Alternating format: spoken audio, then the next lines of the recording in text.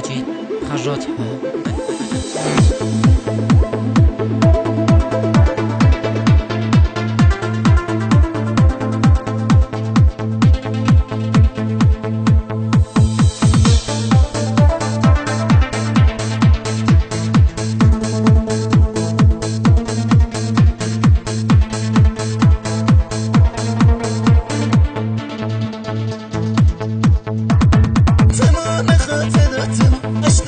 چشمای منه دیگه باید خواب ببینم دستم تو دستای من اما بدون ما عکس تو این روزا رو سر میکنم خیلی بدی کردی به من محال من ولت کنم کدوم گلای ما بگم یه عمر از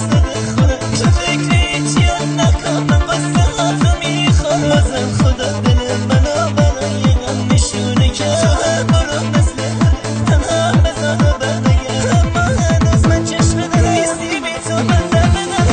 ببینی که بی تو تنها خودم سگر به تو جسد فکر نمی‌کردم روز جدایی به دیدن من تنها نیست یاد عشقمونش فروختم وقتی دیدمش بدجوری سوختم دستم تو دست نگاه میکردی کاش که میرفت حیا نکردی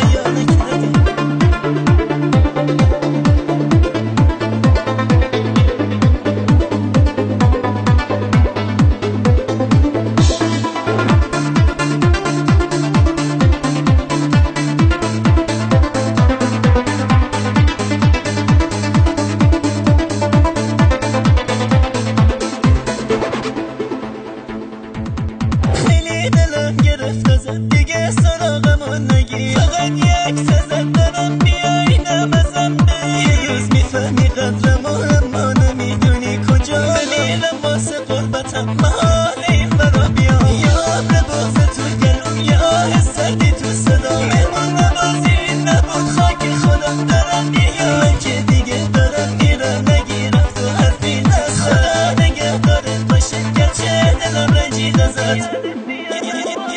یادت بیاد حرفای من و لبهای تو عشقای من آخه برام من چیکار نکرد سرجم میدادی داد میکرد چشم ها من قصه ها تو خورد تو تب میکردی برام یادت بیاد من همونی هست که شبم دستم بیدار میشست دستم تو دست نگاه میکردی کاش که میرفت حیا نکرد